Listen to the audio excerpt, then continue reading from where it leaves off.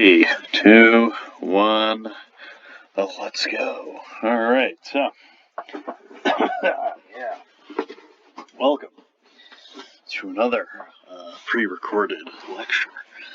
Okay, hopefully the last one.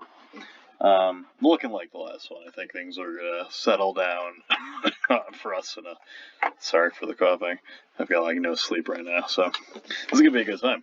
But yeah, so things should hopefully be settling down for us. I think we finally got everything's situated, medically speaking, so that's good.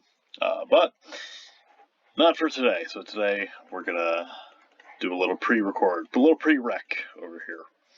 Alright, so what's the plot for today? So today we're going to finish talking about 4.2 out of the book, so specifically we'll finish talking subspaces, and then we will begin talking 4.3 span, and then we will, when we meet in person, do some spanning. Alright, so let's remind ourselves of what subspaces are. So remember, given a vector space V, a subspace is a subset of the vector space that adheres to three properties. So alpha times x is an element of M, where alpha is a real number and x is any element of N. So in other words, scaling elements that live in M do not escape M. They remain within M. X plus y is in M for all x and y. So in other words, given two elements in M, adding them does not escape M. Adding two elements of M remains within M.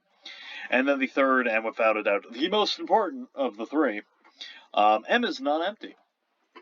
So when we talk subspaces, we are always talking about something that has stuff in it. So here's a nice little example of a subspace. So we explicitly proved this was a subspace last time. And note, what is this? This is a subset of R2. In fact, it's the graph of the line y equals 2x. So this is the kind of picture I want you to keep in your mind when we talk subspaces, because again, all of this up here, very abstract, right? I'm just literally talking about sets where scaling and adding follows a list of 8 rules, and subspaces are subsets that adhere to these 3 rules. Nothing more, nothing less. That's all this abstraction is. It's just a framework to study scaling and adding, and we are now looking at subspaces, which are subsets where the scaling and the adding are behaving. So that's broad strokes of reviewing, but if you want a nice concrete thing to work with, keep in mind, whenever I say a vector space and I start talking subspace, just think of like, oh, R2 and a line going for the origin. That's a subspace. Beautiful. Alright, so we proved some pretty basic properties. So from this handful of axioms about subspaces, we proved the following. First of all, the additive identity of our vector space is always in your subspace. So like I said, always keep in mind a line going for the origin being the additive identity of R2. Okay, and now, as I also noted, my definition for subspace is different than a lot of people's. A lot of people don't just say M is not empty. Instead, they'll say, yeah, well, this has to be in there. So they take that to be the definition. However, as I noted, there are a couple of situations where it's actually a little bit easier to point out that, oh, you've got this in the set. And it's not necessarily 0 sub v. A lot of the proofs that we're going to see where we're going to verify something as a subspace, we will start off by, oh, by the way, 0 sub v is in the set. But there are situations where it's like, well, there's this thing that's in the set, and that's a little bit more exciting, and it's worth pointing out that that lives in the set. So we'll see that in a little bit. But, so like I said, you can interchange this hypothesis with this, and you get a similar definition for subspace. I like this one. I think it's a little bit more broad, a little easier to work with. Alright, next up we prove that if you have an element that lives in your subspace, then it's negative, lives in there as well. So note, the two fundamental things about addition in vector space. If there's an identity and their inverses, note that they are being respected by the subspace. The subspace has the additive identity, and anything that lives in it, so does its inverse. And the third and final point, if you have any collection of things that live in a subspace and a collection of scalars, scaling and adding them up does not escape. right? So our assumptions were scaling and adding does not leave the set. So obviously, if I do that as many times as I want, I'm never going to escape the set M. Yeah. Cool. All right, so we proved this, and it was a good time, and we wrapped things up last time by pointing out that subspaces, in some sense, are vector space inception. Indeed. So for a vector space V and a subspace M, we know that alpha times x lives in M, and x plus y lives in M for any alpha and any x plus y. So note, what does this really mean? This means that if we restrict the inputs for the fundamental operations of a vector space, if we restrict the inputs for scaling and adding to elements of M, the outputs remain in M. So in other words, if I restrict my scaling and adding to only elements of M, I now have operations that have inputs in M and outputs in M. And in fact, we proved that when equipped with these restricted scaling and adding, M itself becomes a vector space. Right? That was sort of the inspiration, right, when we looked at the subset y equals 2x in R2. We might like, hey, this is like a line, and a line is just a copy of the real numbers. The real numbers we know is a vector space, so that subset there should be a vector space in its own right. And now, instead of creating new operations, we just steal the ones we already have and use that to create a new vector space.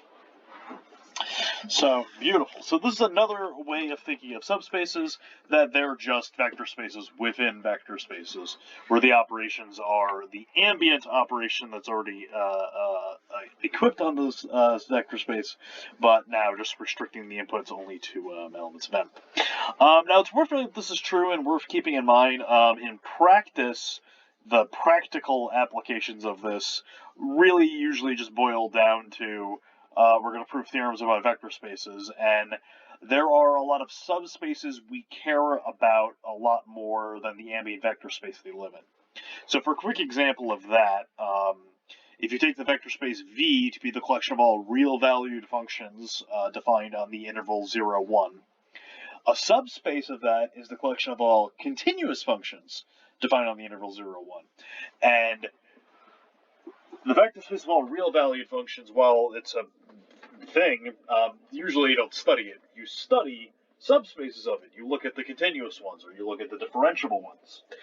If you've taken differential equations, you know that one of the main things we do there is use quite a bit of linear algebra, right? Some of the stuff we've talked about in the class, right, you straight up, you just use it. So there's there's some stuff there.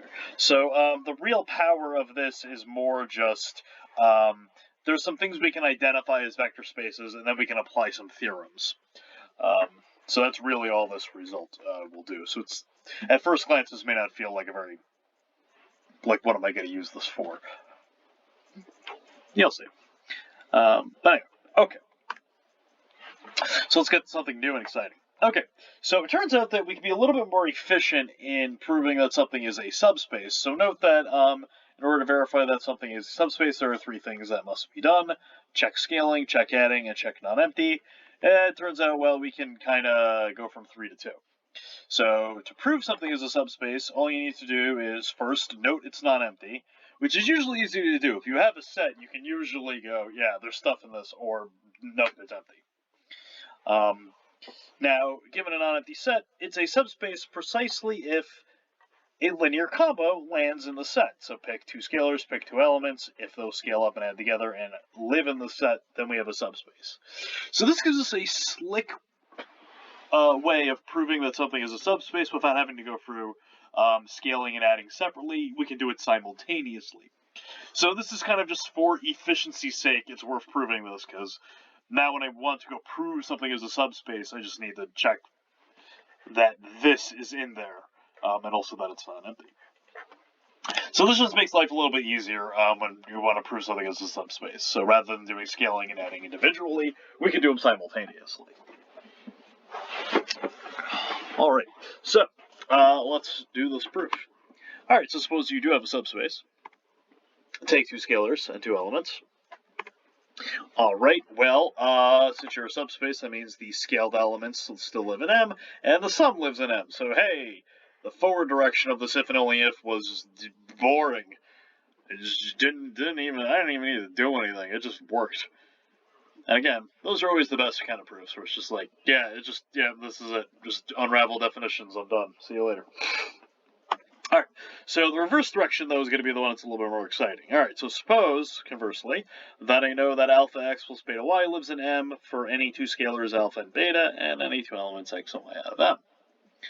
Alright, what do I want to prove? I want to prove that M is a subspace. Well, so first of all, note that it's not empty by hypothesis, so one of my check elements on my checklist is already checked. Alright, well, let's show that scaling works. So pick a scalar alpha and an element x and m. Then note that alpha x can be written as something of this form. Specifically, replace the alpha here with alpha minus 1, replace x with x, replace beta with 1, and replace y with x. By hypothesis, things that look like this live in M, so that means alpha x is in there. Alright, beautiful. Now, it's worth noting that there is more than one way to do this. I went with this. You could just have this be alpha and that be 0. That also works. You could also have alpha minus 2 and 2x here. You could also have alpha minus pi and pi x there. That works too. Because again, this is true for all real numbers. So however you want to do it. But, yep, there we go. So scaling a single element stays within the set, and similarly for summations, if you take two elements, well, x is the same thing as 1 times x, and y is the same thing as 1 times y. And note, this is of the form that we are assuming is an M, right? You need a scalar present. You don't just have x by itself, you have x with a scalar. Good thing we assumed that scaling by 1 doesn't do anything. If I did not assume that, this proof would not work. So, while it may have seemed like a very shallow and pedantic axiom, it is absolutely necessary and required. Cool. Alright. Okay, well now we got a slicker way of demonstrating something as a subspace, we can now get some examples going. So, let's return to matrices. So let's get a little bit more concrete. Given a matrix, its null space is the following set. It's the set of elements in Rn, so that A times x is equal to the 0 vector. Okay, so null in the sense that multiplying x by A doesn't do anything, gives you 0, null.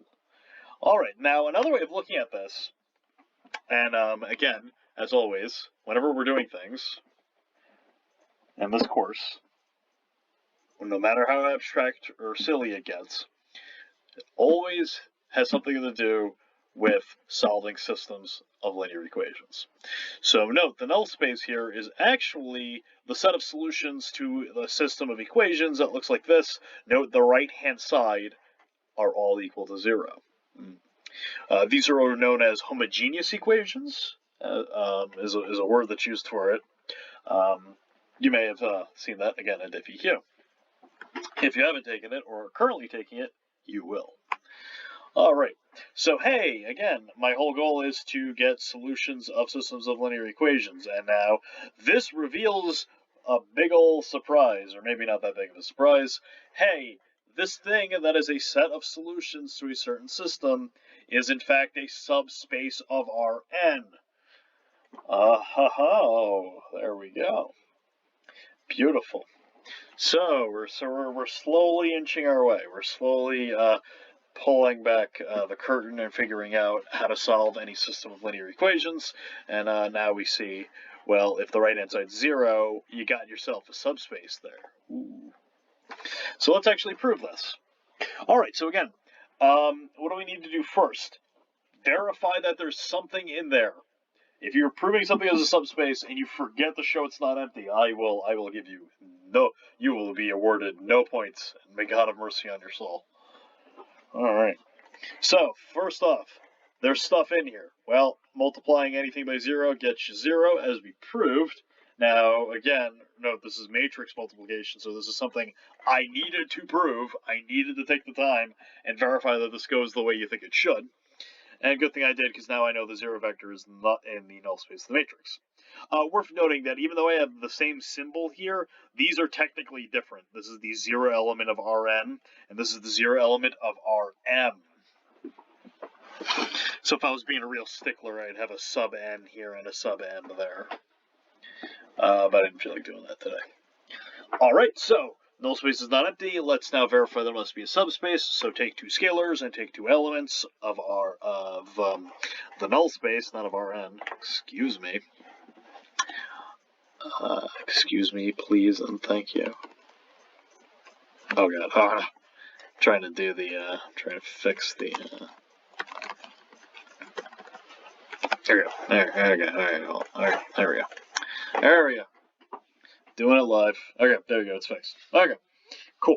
Alright, so take two scalars, R, and two elements out of the null space. We'll prove that alpha x plus beta y lives in the null space. What does it mean to be in the set? I need a times that to equal 0. So multiply by a. Now, good thing we proved, matrix multiplication has a bunch of nice properties, specifically that it does distribute over addition, and you can pull scalars out. And, oh, wouldn't you know it, a times x by hypothesis, then, is equal to 0. Same thing for a times y. Scaling 0 vectors gets you 0. 0 plus 0 is 0. Boom. Alpha x plus beta y lives in the null space. Therefore, it's a subspace. Cool. There we go. So, here we go. One more piece of the how do you solve systems of equations puzzle has fallen into place for us. Beautiful. This is great news.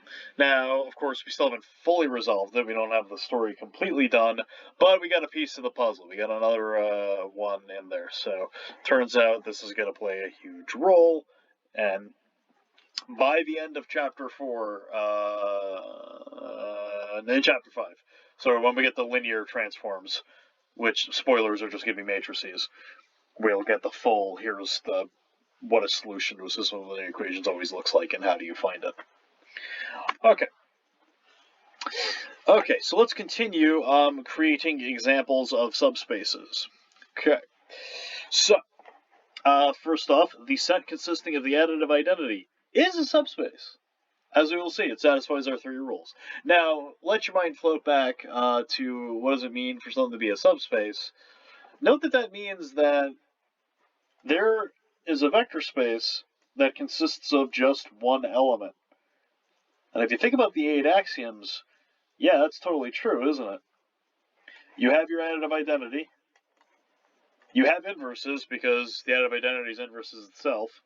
And then all the other rules are just going to be satisfied, just very trivially, because the only thing you're working with is 0, so obviously associativity works, commutivity works, the scaling properties will interact properly, because scaling will give you nothing.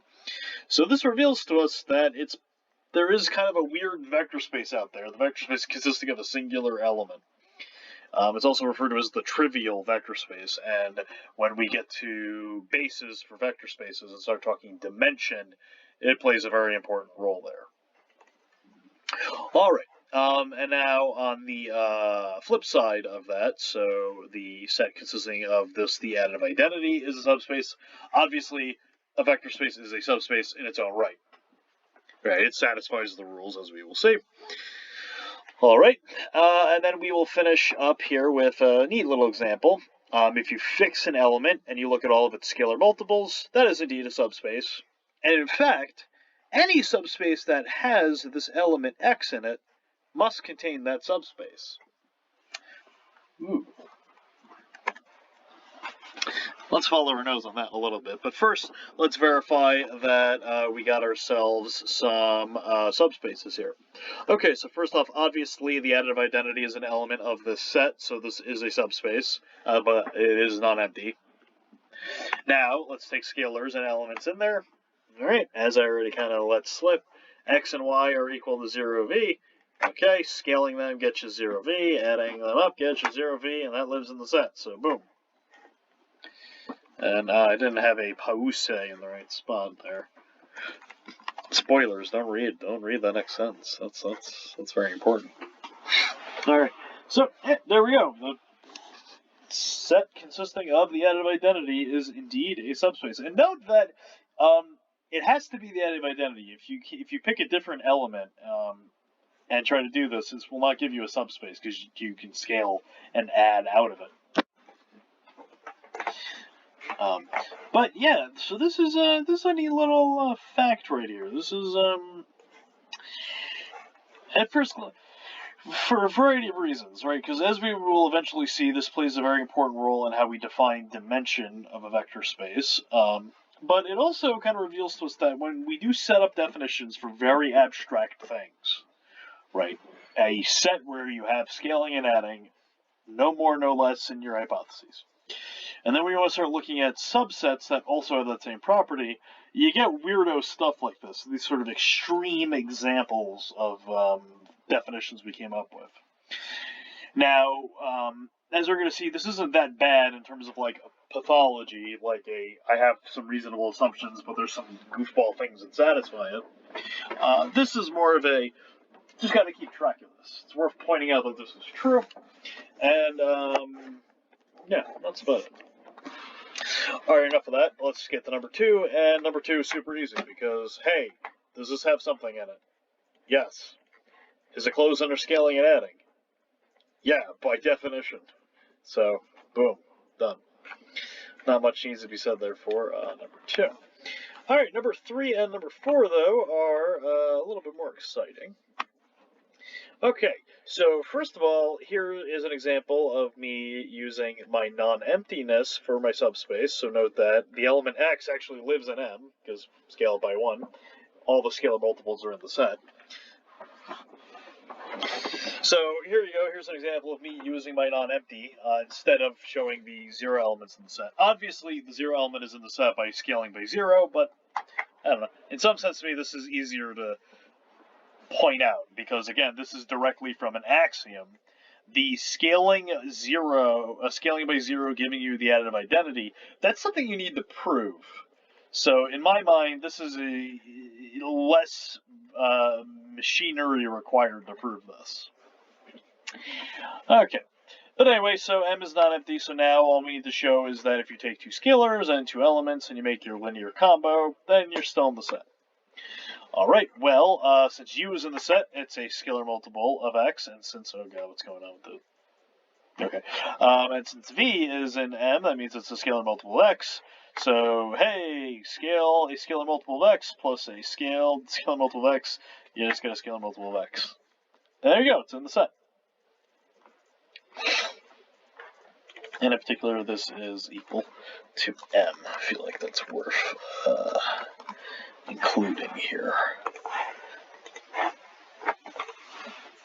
Alright, so there we go. Alright, so now for our final point here, so let's note some things. We defined M to be the set in point 3, and in point 4, M is just some subspace. Okay, so since we know X is in M, that means any scalar multiple lives in M because M is a subspace. So therefore, we get yeah. Let me use a different symbol for subspace here. Let's go with M. Let's go with what are the ones we use? N. Yeah, because it's right next to it.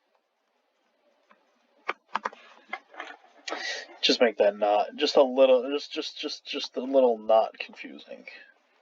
That's what I want there. Yeah. So normally I go through. I try to go through these slides quite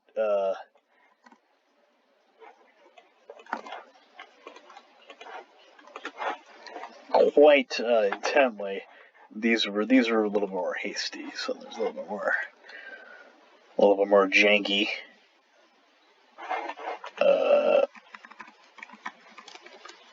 What's going on?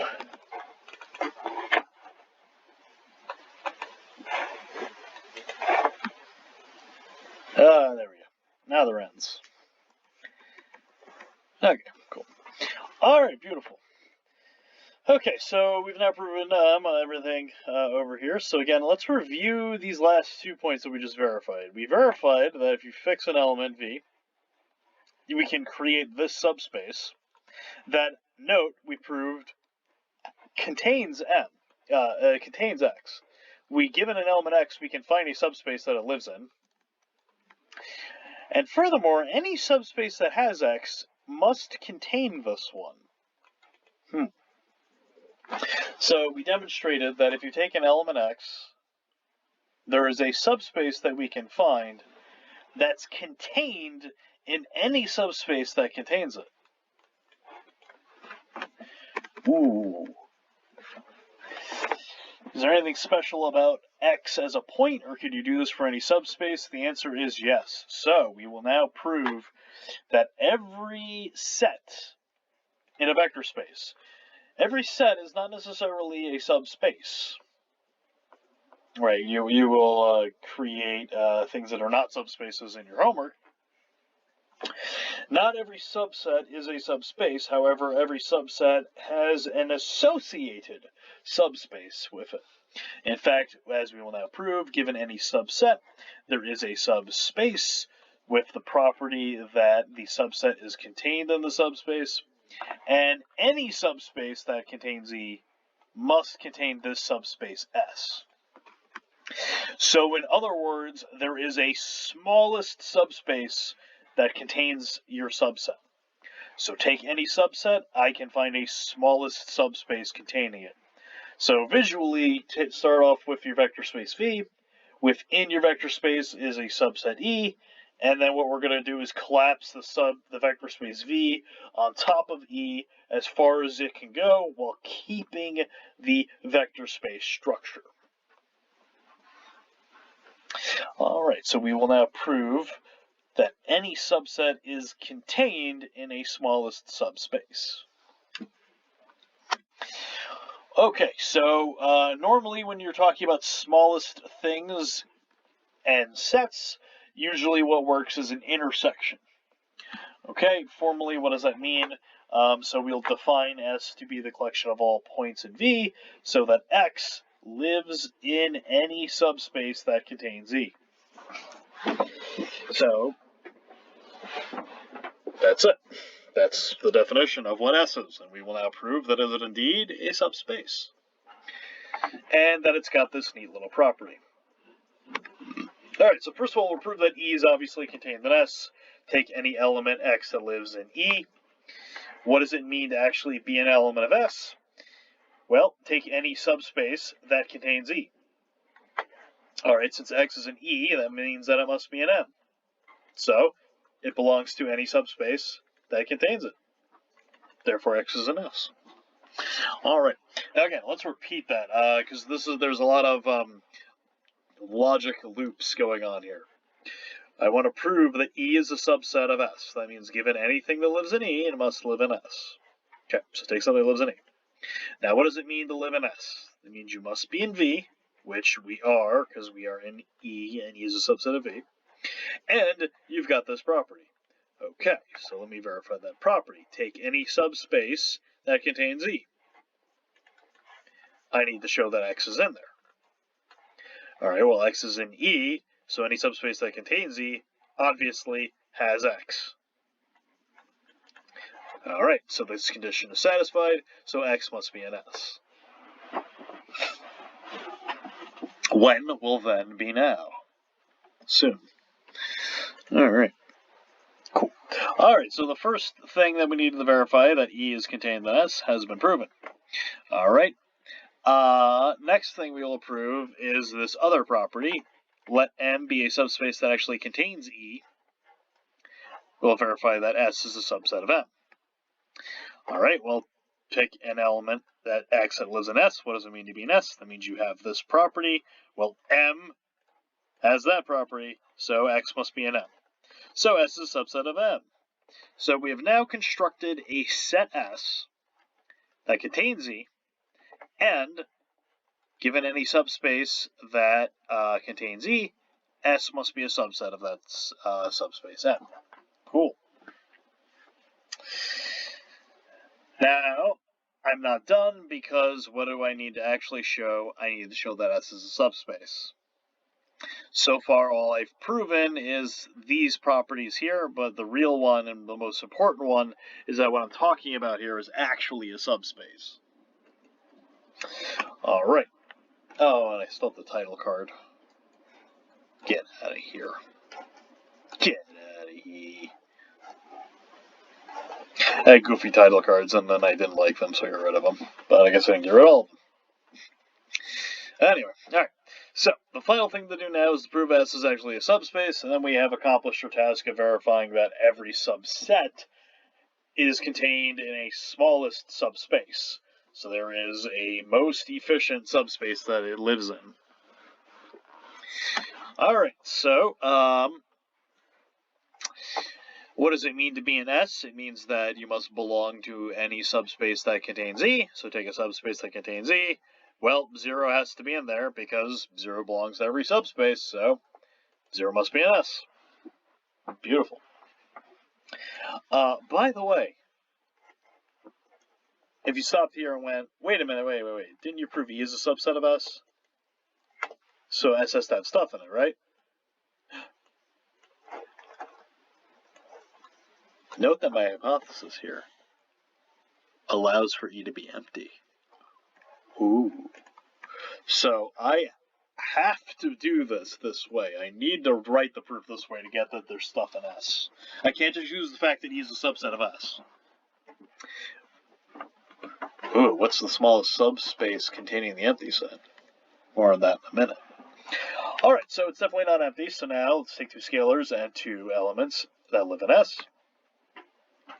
Alright, so I want to show that alpha x plus beta y lives in S, which means that I need to show that it belongs to any subspace containing E. Alright, so take a subspace that contains E. Alright. X and Y live in S, so by construction of S, that means X and Y must be in M. M is a subspace, so scaling and adding them means you're in M. So we've now proven that for any subspace that contains E, it must contain alpha X plus beta Y, and that's what it means to be an S. There we go, we have proven that S is a subspace. Beautiful. There we go. All right. So I want to for us to pause and reflect on this proof, because this is not a difficult proof in terms of like the length of it or really what's going on. It's a challenging proof to follow because there's a lot of like, given this happens. What does it mean to be in the set? That means given this happens. So there's a lot of like, you're kind of doing a little song and dance with the logic here. In addition to this video, of course, I'll be posting type notes for this stuff. So to take, especially with this, take the time to sit and read it a couple of times. Because it does take a little bit for this to sink in. Because the first few times you run through this, it's definitely a, sure, yeah, I get you. But revisit this one. This is, and this technique that's on display here, and in fact, is a often repeated technique. In fact, this is actually, while this is something we're proving for subspaces, this is actually a special case of something called a Moore closure, M-O-O-R-E. So note that most of this proof really never used the fact that M is a subspace until I wanted to show that S itself was a subspace. Then all of a sudden it was like, oh yeah, by the way, we have subspaces. This whole first slide here, nothing about subspaces was being used. You can do this for subsets. And a mathematician by the name of Moore noticed this, and then he decided to study those things. Right, so note, the actual subspace parts didn't come in until the end here. Alright, cool. But anyway, let's give this thing a name. Alright, so for a vector space V and a subset V, the smallest subspace that contains E is called its span. And we denote it as span of E, as follows. Alright, so we proved that there is a smallest subspace that contains E, and we call it the span, and note that the following is immediately true from its definition. The span is the smallest subspace containing E, so it contains E. Span is a subspace, so it's a subspace. Take any subspace that contains E. The span of E must be a subset of M because it is the smallest one. If you have a subspace S that contains E and is a subset of any subspace containing M, then S must be the span, because these assumptions here tell you that S itself would be the smallest subspace, which is what span is. Beautiful. So I want to note right now that my approach to span is different than our textbooks, with good reason. So your textbook attacks span with the lens of linear combos, which we will talk about tomorrow in person. And then they, as a byproduct, prove this, that, oh, by the way, span is the smallest subspace. Now, while the linear combo characterization is very nice, which we'll get to and really get into next time, while that's all well and good, it hamstrings you a little bit in terms of proofs, because it's going to make a lot of proofs a lot more difficult. And if you don't believe me, just look at some of the proofs your textbook does to prove some of these facts here. In fact, these 4 facts that I got right here, I got it for free just by the way I constructed span. I constructed span to be the smallest subspace. So all of this stuff I got for free. Your textbook proves all of this using linear combinations and sigmas, and it's not great. But for us, look, it's for free. And in fact, a bunch of other properties of span are super for free because, again, we're just going to exploit the fact that span just means smallest subspace containing a set. So, for example, if I know that A is a subset of B, then the span of A is contained in the span of B. By construction, B lives in the span of A. That means A is contained in the span of B. And since span of B is a subspace, that means span of A is contained in the span of B, because again, the span is the smallest subspace that contain the smallest subspace containing A. Here we have A is contained in the span of B, so since span of A is the smallest, it must live within B. Beautiful.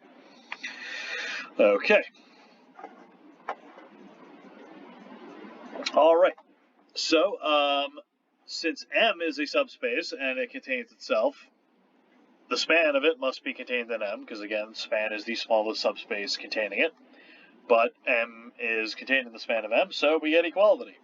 So, given any subspace, spanning it doesn't do anything. There's already a subspace.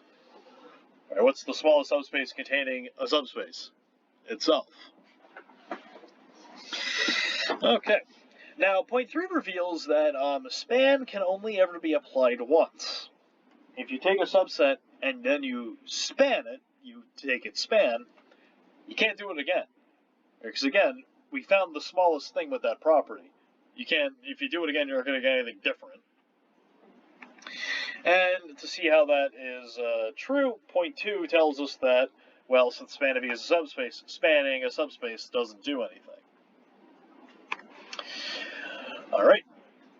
Now we'll prove that the span always contains the trivial subspace, well, because the 0 element is in there, so yeah. And likewise, the span of E is always contained in the largest subspace V. So, worth stressing that there is kind of a largest subspace and a smallest subspace regardless. Now, for the fun part, point 5, the span of the empty set has stuff in it. And this is why I dislike the approach of defining span to be something involving linear combos. No. Span is the smallest subspace. For non-empty sets, when you span them, you start getting linear combos. But for the empty set, you can span it and you don't get anything. Well, you can span it and you don't get anything interesting. You just get the trivial subspace. So your textbook circumvents this by just defining this to be true. But, like, it seems very cheap. It's very just like, well, I'll just define it to be this. Like, that's not a good answer. But the approach of span is the smallest subspace, it works a little bit better. Okay, so the last thing we'll prove, and we'll call it a day, coming in about 40 minutes, not too bad. Does at the board, 10 minutes of my terrible handwriting, so you've been spared. Alright, so span of the empty set is indeed the trivial subspace. Let's prove that. Alright, well, the empty set is a subset of the trivial subspace, and this is a subspace, so we must have that happening. Right, the span is contained in there, but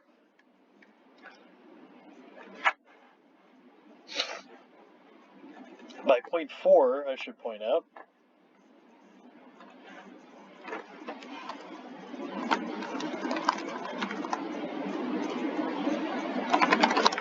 so by point 4, we know that.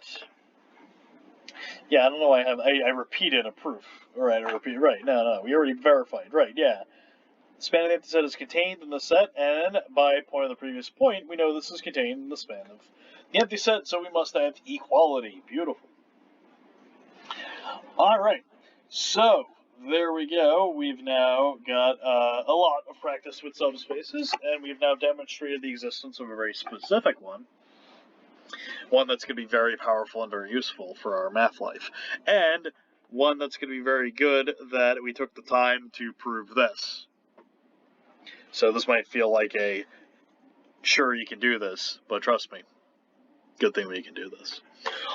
Alright, that's it for today. So, I will see you next time.